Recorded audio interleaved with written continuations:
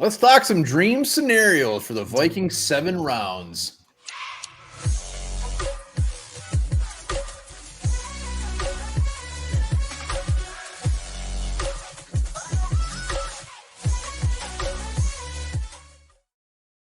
All right, welcome back to the Onebar and Lupagus show. I'm Onebar with Lupagus. Yesterday we did nightmare scenario. Today is the dream where all of our dreams come true. Come true. And yeah, we kind of work together to kind of make a mutual dream here. Obviously, if I was doing this, my own dream might be a little bit different. Onebar was doing it, might be a little different as well. This is a mutual dream. I think everybody who's a Vikings fan will be happy with this outcome. Before we get into the dream, be sure to drop hashtag 7000 in the comments for your chance to win. Bam!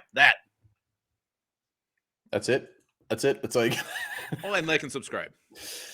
Yes, make sure to subscribe. Let's get to 7,000. And this dream scenario is mildly realistic, but some things would have to happen. So it's not like we're just getting crazy here. So it's realistic. Oh, I think it's very realistic. It is. And if we got this, if we ended up with these guys, we're doing all 7 rounds. I would be butt nude in the yard. Are you saying butt or buck nude? Butt. I think it's buck naked. You might be right, but I've always said butt naked. So anyways. Maybe it's both. Well, let us know in the comments. Is it buck naked or butt naked? Let's hop right into this. Round one. Yep. Who is our dream scenario? Round 1. No, it's all but one guy right now, and that boy is Derek Stingley Jr. from LSU. Everything just fits. I mean, you got his defensive coach as our defensive backs coach right now. You got Patrick Peterson, another former LSU corner. It just lines up so perfectly. Fills a huge need. This guy's upside is through the roof. It's the absolute perfect pick for Minnesota Vikings, and I am crossing every phalange on my body to make this happen. Fits a need. He's going to be the best player available. Some guys have him rated higher than Sauce. I don't give 2 craps about the LSU connections. This guy would be coming here anyways and would be a beautiful, beautiful dream come true. Derek Stingley, round 1. We really don't have to say much more. No, that's the hope. It's been the hope for about 3 weeks, and I'm just going to continue to be the hope until draft, until the 0-0-0's down and he's off the board somewhere. Yeah, a lot of tweets from some very prominent draft experts again today, just saying that this year's draft, it could just be just a big old question mark. I mean, we got the top heavy guys up top, but there could be some strange ass things happening in this draft. Can't wait. What's your second one in this dream scenario? Well, we're going with the big man up front. We're going Travis Jones from UConn. We talked about him earlier. We've mentioned him quite a bit. He is a guy that you've seen him in round 1 sometimes, but could definitely be on the board for the Vikings and would be plopped right in to this defensive line. Yeah, I think he'd have a huge impact. Put him right in the middle, plug those lanes, collapse the interior of the pocket, push the center back into the quarterback's crotch. Travis Jones could do so much for us, and I cannot wait till he's in purple. Make so much room for Zadarius Smith, Daniil Hunter, Kendricks, anybody, Hitman coming up. He is going to clear the way. His stats might not be sexy. He might not get a ton of accolades, but damn it, he's going to be a big part of that defense. And he was be a big part of the offense when we take him in round 3. Oh, you mean of our dream scenario? I do, and that is the good old boy from Chattanooga, Cole Strange, baby, our brand new center. This guy's he's nasty, he's mean, he's physical. He's also very intelligent. He can play any position on the offensive line. Hell, he'll switch week to week. He'll switch. It doesn't matter. And this guy just loves and breathes football. Cole Strange would be an ideal 3rd-round pick. I just hope he makes it. I really do. This one, to me, you're crossing your fingers, just like Derek Stingley falling to you at 12, that Cole Strange makes it to the 3rd round. Yeah, honestly, out of the first 3, this one probably is the most pie in the sky one. He could go in round 2. Strange, he's an old man. He's been doing this forever. He is ready. And when you look at these 3 first rounds, these are 3 guys that could potentially just come in and start as a rookie. Cole Strange, he could definitely give Bradbury a run for his money. Look at the guys we were playing last year. Cole Strange could be a week 1 starter. Wow, could you imagine that? 3 week 1 starters in this draft? Unbelievable. Hey, it's a dream scenario. No pick in round 4.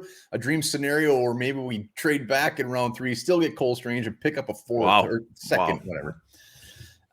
So we're going right to round 5, and we're going safety, Verone McKinley.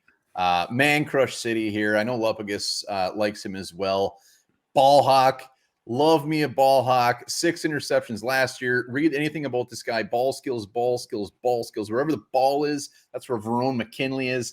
his size 5'10", don't care. He makes up for it being in the right spot at the right time. We need big time plays in the secondary for the Vikings. Haven't had that many lately. So some guy who can come in and make those plays would be huge for this defense. Get him in round 5. It would be. I would be butt naked as well with you.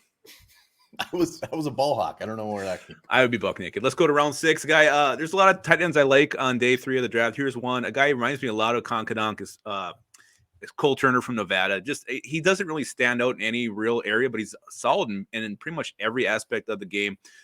He's not, the dynamic pass catcher like a guy like Charlie Kohler or Jelani Woods could be, but he's a much better blocker. So I think he's a guy who not could be sexy, but he can come in there, he can do the dirty work and maybe catch some passes. A guy who could push Johnny Munt to be tight end 2 on this team.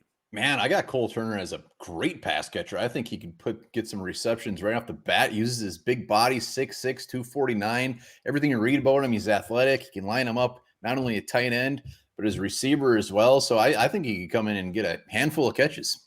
I like it. No, I think he could too, especially if he gets that tight end 2 role. I mean, a guy who could definitely carve a little niche out for himself. And if Irv Smith goes down, I mean, you got Cole Turner there to step up. A guy I'd feel much more better than Johnny Munt taking on that role. Definitely needs to work on his blocking. Old Cole. All right, let's go another round 6 pick. And Danny Gray, the speedster from SMU, ran a 4.33. And really, I mean, we're in round 6. We can't get too crazy here. But what I like about him is obviously his speed, which could put him on the field day 1. And just he needs to work on other aspects of his being a better receiver. But with that speed, it could come in time. And he could be a special teamer.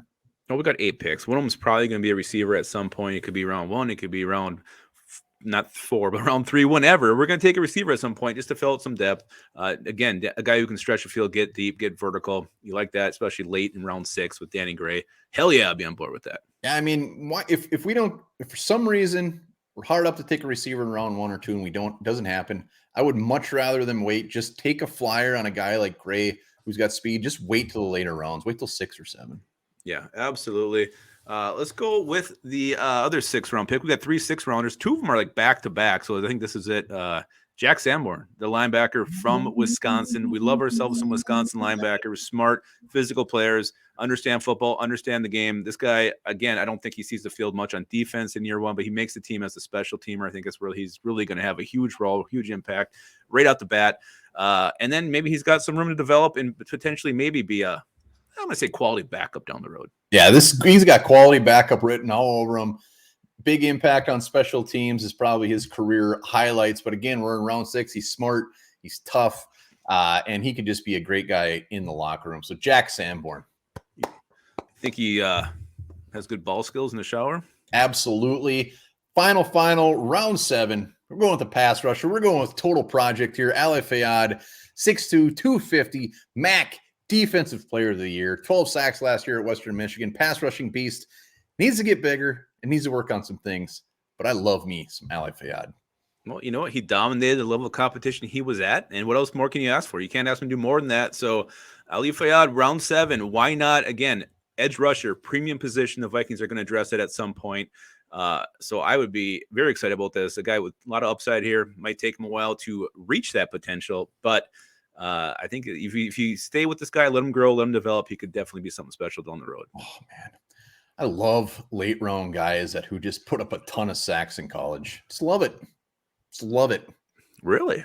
I do, and I love that draft. That is a dream scenario, whether it's butt naked, whether it's buck naked. We would be one of those if this happened. Let us know below what your dream scenario picks would be and where we really screwed up. Oh my God, which one of these would make you sick? I hope none of them would. Maybe Jack Sanborn. No way in the hell. All right, guys, while you're thinking about your dream draft, remember this as well. When a male llama tries to make a move on a female llama and she's not feeling it, she'll spit on him.